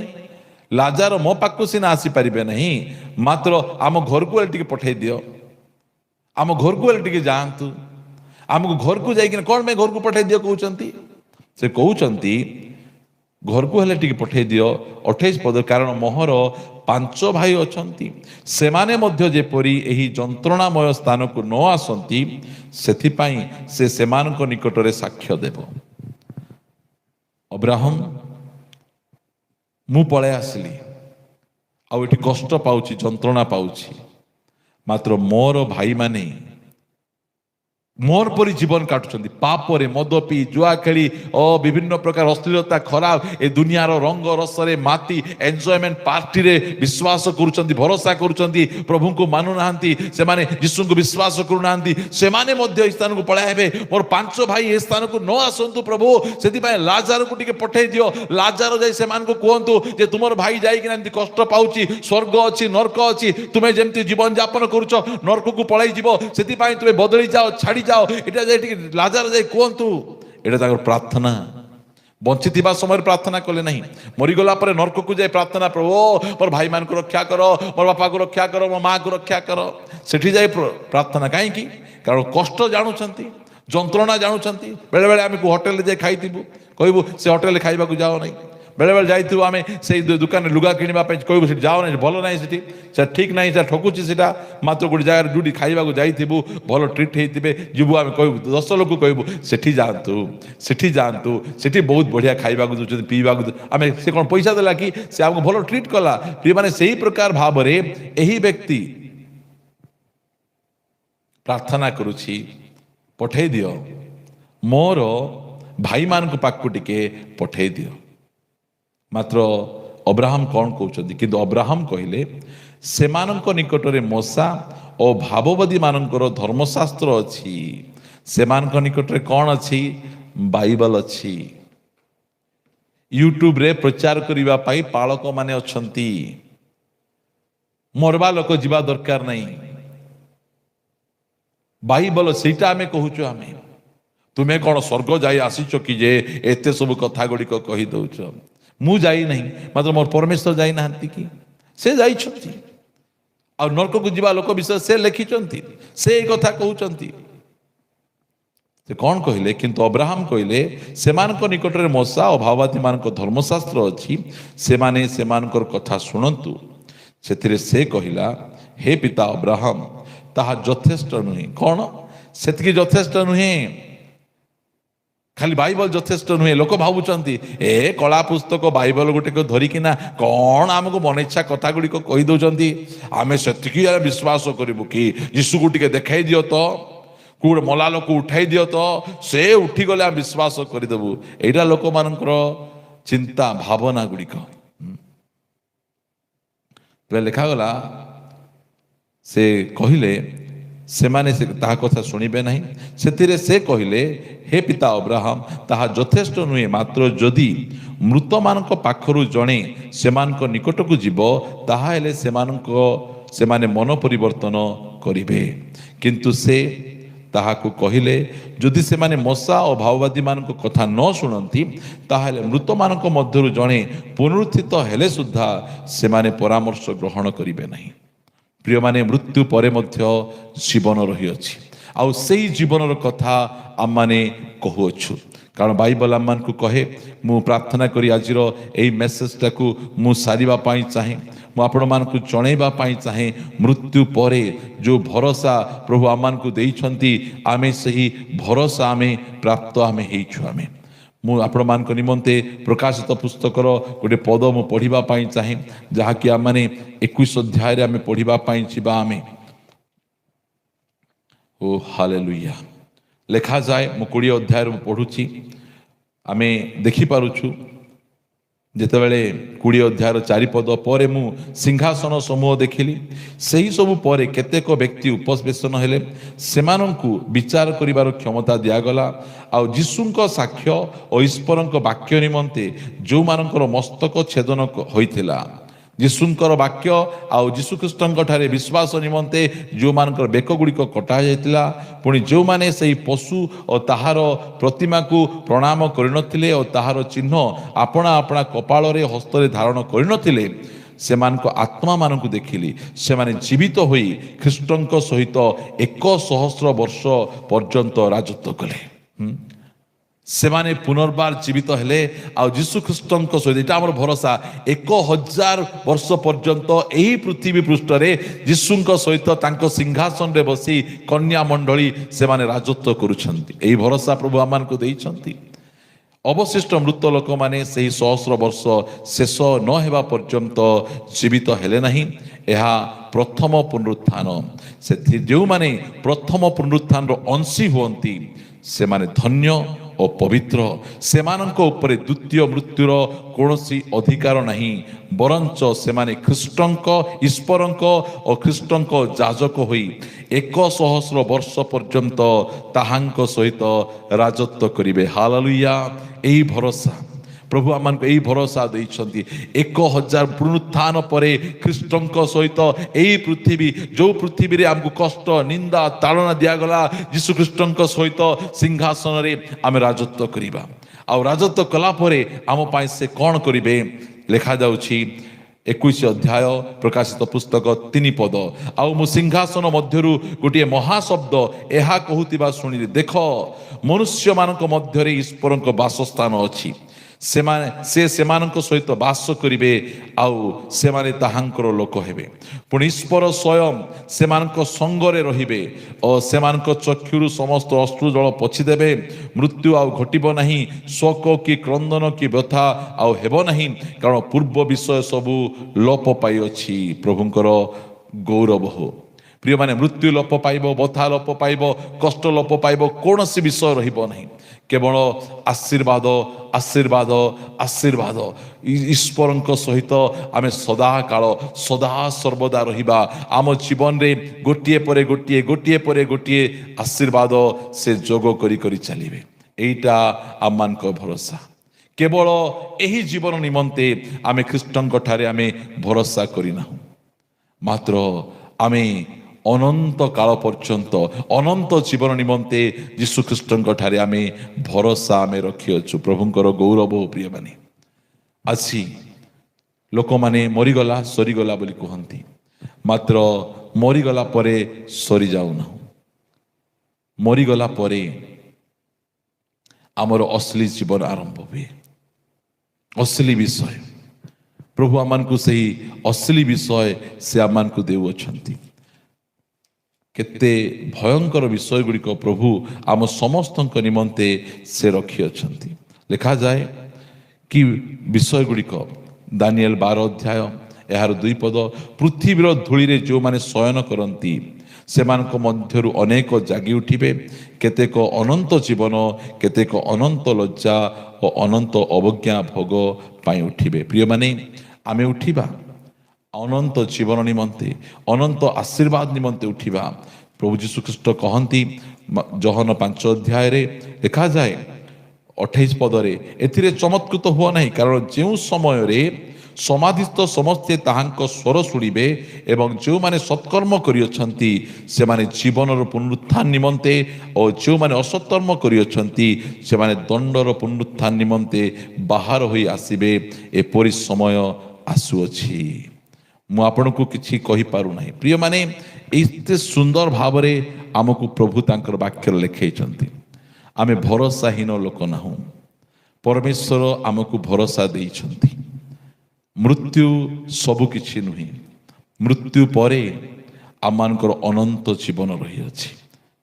ପ୍ରଭୁ ଯୀଶୁ ଖ୍ରୀଷ୍ଟ ଯେ ପ୍ରକାର ମୃତ୍ୟୁର ପୁନରୁତ୍ଥିତ ହେଲେ, ଆମକୁ ମଧ୍ୟ ସେହି ପ୍ରକାର ମୃତ୍ୟୁର ପୁନରୁତ୍ଥାନ କରିବେ। ଯଦି ଆମେ ଜୀବିତ ଥାଉ, ତାଙ୍କେ ଆସିବା ସମୟରେ ଆମେ ରୂପାନ୍ତରିତ ହୋଇ ମେଘମାଳାରେ ତାଙ୍କ ସହିତ ଆମେ ନୀତ ହୋଇଯିବୁ। ଏହି ଭରସା ସେ ଆମମାନଙ୍କୁ ଦେଇଛନ୍ତି। ଆସନ୍ତୁ ଆମେ ସେହି ଭରସା ଯୋଗ୍ୟ ପରମେଶ୍ୱର, ଯେଉଁ ପରମେଶ୍ୱର ଆମକୁ ଏହିସବୁ ଭରସା ଦେଇଛନ୍ତି, ସେହି ପରମେଶ୍ୱରଙ୍କ ନିକଟରେ ଆମେ ପ୍ରାର୍ଥନା କରିବା। ପ୍ରିୟମାନେ, ଆଜି ସୁଯୋଗ,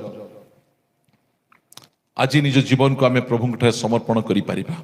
ଆଜି ଆମେ ପ୍ରଭୁଙ୍କୁ ଆମେ କହିପାରିବା, ପ୍ରଭୁ ମୁଁ ତୁମକୁ ବିଶ୍ୱାସ କରୁଛି, ମୁଁ ମନ ପରିବର୍ତ୍ତନ କରୁଛି, ମୁଁ ପାପ ଛାଡ଼ୁଛି, ମୁଁ ତୁମ ନିକଟକୁ ଫେରୁଛି, ପବିତ୍ର ଜୀବନଯାପନ କରୁଛି। ଆଜି ଆପଣଙ୍କ ପାଇଁ ସୁଯୋଗ। ଆପଣ ମନ ପରିବର୍ତ୍ତନ କରି ପ୍ରଭୁଙ୍କ ନିକଟକୁ ଆସିପାରିବେ। ଆପଣଙ୍କୁ ଧର୍ମ ପରିବର୍ତ୍ତନ କରିବା ପାଇଁ କହୁନାହିଁ, ଆପଣଙ୍କୁ ଯୀଶୁଙ୍କ ଠାରେ ବିଶ୍ୱାସ କରିବା ପାଇଁ କହୁଛି। କାରଣ ତାହାଙ୍କ ଛଡ଼ା ଆଉ କିଏ ପରିତ୍ରାଣ ଦେଇପାରିବେ ନାହିଁ, ତାହାଙ୍କ ଛଡ଼ା କିଏ ଅନନ୍ତ ଜୀବନ ଦେଇପାରିବେ ନାହିଁ, ତାହାଙ୍କ ଛଡ଼ା ପିତାଙ୍କ ନିକଟକୁ ଆପଣଙ୍କୁ କେହି ନେଇପାରିବେ ନାହିଁ। ଯୀଶୁଙ୍କ ନାମ, ଯୀଶୁ ହିଁ ଆପଣଙ୍କୁ ସେହି ପରିତ୍ରାଣ ଅନନ୍ତ ଜୀବନ ଦେଇପାରିବେ।